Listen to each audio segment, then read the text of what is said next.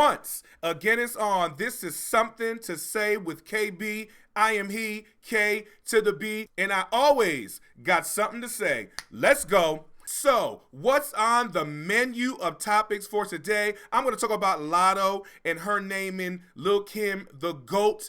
Then I'm also going to give my top 10 favorite rappers. You probably don't care, but I just feel inclined to tell my top 10 favorite rappers. To Pastor Keion Henderson in this $2,100 lie. And some of y'all probably asking, what do you mean by a lie? I'm going to get into these topics today and why I feel like he lied about something. You're ready? I'm ready. Let's go.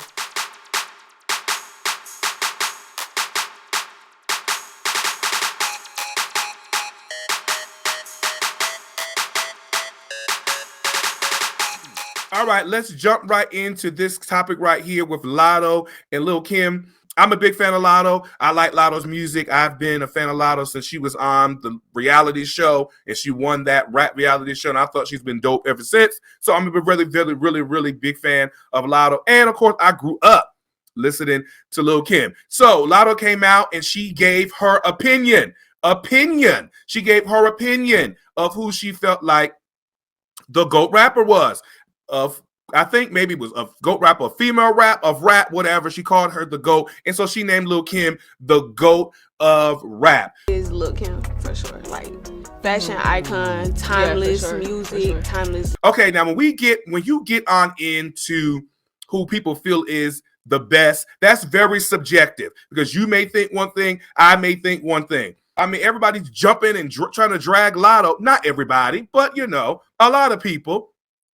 Because she didn't name who they feel like she should name. I don't understand how we have an opinion about something, but we have to always agree and have the same answer. So you feel like that's the best. I have to feel like that's the best, or there's something wrong with me. Okay. So Latto names Lil Kim as her GOAT. Now I can see if she named somebody who couldn't rap. I can see if she named somebody who didn't have any hits. I can see that, but she named Lil Kim. You can never go wrong with naming somebody who was amazing as Lil Kim, but everybody wanted her to say Nicki. Before I get into this, Nicki is one of my top 5 rappers. I live for Nicki. I mean, live for her. But I'm not talking about me. I'm talking about Latto. Latto decided to name Lil Kim. Akbar was coming out. You should have named Nicki. People under the comments, I don't know why she didn't name Nicki. Why do I have to name what you name? All right. Why does Latto have to name what you name? Just because you may think that's the best. You may like McDonald's. You may like Burger King. You may like fried chicken. And then you may like, let's not talk about chicken because I'm going to get hungry. So you may like that type of bread and somebody else may like another type of bread, but it doesn't matter. I mean, it's subjective, all right? I mean, there's never going to be a set list where everybody's going to agree. That's why a lot of times you hear people say, who are your GOAT rappers? Because it's never going to be the same. So she named Lil Kim. People's coming at her, oh, you should have named Nicki. You should have named Nicki. All right, well, she did. Maybe in the past she did feel like Nicki was a GOAT, but I think they had a falling out. We fall out. I'm not naming you the best at anything. All right, no. I mean, you can fall out with people and give people their flowers, but Latto's not. So I don't see nothing wrong with it. And even if she did come out in the past and say Nicki was great and this and that, that was then and this is now. And people are telling her, even though her and Nicki don't get along anymore, she could at least still give Nicki her 10s as being the best. Okay, and I agree with that. Sometimes, because I'm telling you now, if we fall out and somebody asks me to talk about you, I'm not giving you a 10. I'm not giving you your flowers. I'm not even giving you directions. The only thing you can get from me is the cold shoulder. Ooh, 2 of them. There's nothing wrong. I mean, it's Lil Kim, y'all. Like Lil Kim. Now, not everybody was getting upset, but people were. Like, it's Lil Kim. You know what I'm saying? Lil Kim. I think the Akbar V came out and she was just going in on her. You could have named Nicki and you could have named Nicki. Well, is Nicki naming you? That's my question, Akbar. Is Nicki naming you? Well, how about you get online and you name her? All right? Latto doesn't have to. And again, I get it. They used to be cool. They had a falling out. Okay, but things have changed. They don't talk no more. They're not cool anymore. I don't understand why people were coming for Latto for that, because I think Latto's awesome. And it's her opinion. You know what I'm saying? Everybody has their opinion on who they think is the best. Lil Kim has been a pioneer in female rap. Is, has, was, however you want to say it, the word pioneer and the word legend has been there. Now, we got to stop using the word legend and iconic too loosely. Some folks rap for 2 days and we over here saying, oh, they a legend. No, they're not. To me, a musical legend is somebody who's been around for years and their music has sustained the test of time. It's years later and you can cut on their music and you can still get the same feeling that you got than it was back in the day. And also somebody who people look up to and get musical inspiration from. Now, if you just have one album and you only been out here for 2 weeks, we're not getting musical inspiration for you. Now, if it's a big hit, I mean, everyone's playing it. Great, it's a hit. It is a hit. But to me, it is not on iconic and legend status. Now, could it be? Yes. Yes, it can be one day, but not in 2 days, not in 2 weeks, not in 2 years. Oh, it takes some time. Well, everyone's giving their opinion on their top 5 and their top 10 rappers. So I felt inclined to share mine. Some people may not care, but if you do care, I'm going to share mine. And if you don't care, pretend that you care. Here we go. Let's get into this. Here are my top 10 favorite rappers, my GOAT rappers of all time. Let's start with number 10. Number 10, Queen Latifah. Queen Latifah is the one that made me first fall in love with rap and with hip hop. It was Queen Latifah. Come on. Number 9, DaBaby. Always got to go with the home team right here. Every time DaBaby music comes on, I could be driving, I could be at the house. He's always on the playlist. Number 8, Notorious B.I.G. I grew up listening to him. The way that Notorious B.I.G. flowed had me it was that, just that vibe. Love it. Number 7, Lil Kim. You can never go wrong with Lil Kim. She's one of the pioneers of female rap. Number 6, Ludacris. Now, the way Ludacris can put a metaphor together, sir, come on through. Number 5, Jeezy. Now, look, a Jeezy song can come on. I'm turning it up. I'm turning it up. I don't care if you think it's too loud. I'm turning it up. Turning it up. Number 4, Nicki.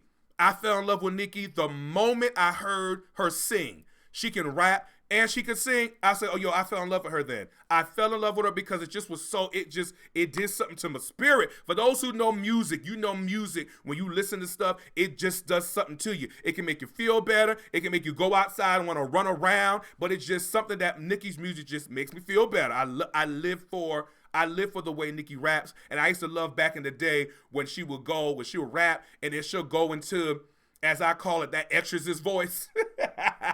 I love for it. But number 3, Lil Wayne. I haven't heard a song yet that I have not liked. I haven't heard a Lil Wayne song that I have to skip. Lil Wayne's albums I play from beginning to end. I have never skipped a Lil Wayne song on any of his albums. I've listened to every last one of them.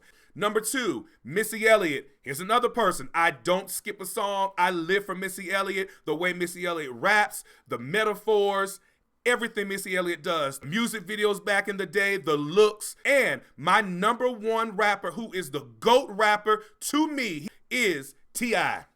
I've been a fan of T.I. since the first day I heard T.I. rap. I listened to every single song T.I. ever came out with. I listened to every single album. He's number 1 on all my playlists. I live for T.I. The things that T.I. says, I could be getting dressed. That made me want to go outside and just win. I'm telling you. And the things T.I. says, I'd be like, come on, bro. Lame is a curse you can never undo. Even worse, that reputation gonna forever haunt you. Like T.I. has a way with words that makes me want to go outside. Like, yeah, I got this. Those were my top 10 rappers. Oh, Lord. Let's get on into this topic right here. Pastor Keion Henderson from Houston, Texas, the husband of Shawnee Henderson. We all know Shawnee from Basketball Wives and all that great stuff. I like Shawnee. I really, really like Shawnee. So her husband, Pastor Keion Henderson, decided to ask his church for $2,100. He needed $2,100 from 2,100 people in 21 days. I mean, what is this, 21 blackjack? I mean, come on. Like, he needed that. When I heard that, when I watched that, I looked at that screen and I said, Oh my God. You know better than that. You know better than that. The church, the storm messed the church up. My thing is, if the storm messed the church up, I'm sure there's people in your congregation that the storm messed up their home. And you're asking people for $2,100. Everybody doesn't have $2,100. And the reason why a lot of churches get a lot of backlash when it comes to church is because church does seem like a money grab to a lot of people. There's a variety of people that go to church. People who are very wealthy and people who may not have it like that. There's nothing wrong with it, but you have to know your audience. Read the room, sir. Read the room. So people don't read the room. All right, you got to read the room. No, I'm not. There's a big storm that tore up the city, and I'm about to ask the people in here for $2,100. We love to say $2,100. No, call it what it is. $2,100 in 21 days.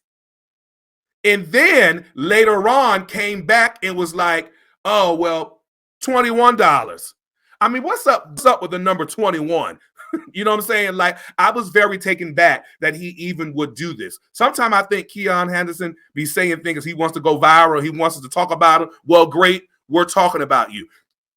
But I don't feel like you should do that. Now, I read in one comment on somebody's page, I forgot her name, but she was, I agreed with some of the things she said, and then I disagree with some of the things she said. She was saying he's asking for $2,100 is not any different than when Jay-Z be asking people for $100,000. All right. I disagree when she said that. The reason why I disagree with that is because it's two different things, two different circumstances in two different places. Because Jay-Z knows who he's asking. He's not asking a group of people that may not have it for $2,100, or excuse me, Jay-Z's not asking people who may not have it for a huge $100,000 donation. He's going to the people who are wealthy that he knows that $100,000 is chump change. Like they can just give and they'll be all right. Thing about the church is, yes, again, the church has a variety of people, from people who are wealthy to people who may not have it like that. I don't like saying the word poor. I just don't like saying that. I don't. So I'm never going to say that. So people who are wealthy, so many people who don't have it like that right now. The difference is at the church, if you don't have it, sometimes they make you feel bad. I have been to church and I've watched that collection plate come on around a little more than once. And the people who couldn't give twice was feeling bad. Like they'll be looking straight ahead. They'll pass it and they won't say nothing. Like, oh, please don't let nobody look at me that I didn't put nothing extra in the collection plate. That people are made to feel bad if they don't have it. Not everybody. So please don't come on here and in the comments and hitting me up on TikTok and Instagram and saying your opinion and, you know, going in on me because I really don't care. But I'm just saying people are made to feel bad. People are made to feel bad at church sometimes when they are. And it's not everybody's church, so please don't start with, well, at my church, they do this. And at my church, I really honestly do not care. All right? I really don't care. But I'm just saying, we got people are made to feel bad if they don't have it. And I don't like that. I don't like that. It's read the room. Read the room. I've learned that a long time ago. You got to read the room. Got to know what it's like. You got to know the temperature in the room. And asking people for $2,100 after a big storm that tore up a lot of the city is so insensitive. And then you lied. Now, some of y'all going to disagree with me on this, but the church people, you lied. God didn't tell you that. Don't lie on God. Y'all love to say God's name to start making people feel bad. There we go. God told me to do, he wants us to do this. God said do that. Please stop lying on God. Please stop. Please stop. Because that's why a lot of people don't come to church and get into all these religious groups now. Because y'all be lying on God. Like y'all be lying and you lied. How you know he lied? You lied. Because he's not going to have, No, he's not an author of confusion, and this brought a lot of confusion. Okay, so you're lying. Stop lying on God. God probably sitting there. God is sitting up high, saying, "Now, how I get put in this? Don't be adding me into this. Don't be putting me in none of this. How I get into this?" Now, why am I in it? And you could have did it. See how I get wrong because you never apologized. Because if God told you to ask everybody for $2,100 in 21 days, you never would have had to come back and say, oh, I prayed about it and let me go down to $21. Because if he told you, then everything would have been okay. Everything would have been fine. But he didn't tell you that. You just went to your calculator, started typing things in, and started saying, well, let me ask these people. People say, well, you have not because you asked not. That's fine. That's fine. You asked us and we said no. Well, not me. I'm not there. I'm just saying. You know what I'm saying? We say no. But that topic brought up, him doing that brought up a big topic about people not want to go to church. Now, this is where I stopped with this giving extra stuff. Because when I was young, I asked, why do we have to have so many different services? Why we got to have pastor's anniversary service and then come back later to have another service? We can't do that now. We can't do it at the first service because we got a first service, and then we all eat, and then we come back and we about falling asleep during the second service because we're full from eating all that great food. Why are we having all these services? And then it was told to me, the reason why we are having so many of these services is to give an offering. And at that, I said, an offering? Yeah, because sometimes people won't put money in the collection plate if they ask for more money twice, but they will come back to another service and give again. I said, oh, so this is a scheme. Oh, this is a scheme that Todd did not set up. These are set up by these pastors. Got it. And at that moment, I said I will never go to a second service ever again because I knew what it was for. It wasn't to get us closer to the Lord. It was to take up another offering. There we go. I said I'll never go again. Not doing it. Nope. So-and-so's going to be there. I don't care who's preaching. Not coming. So-and-so singing. I don't care. All right. I don't.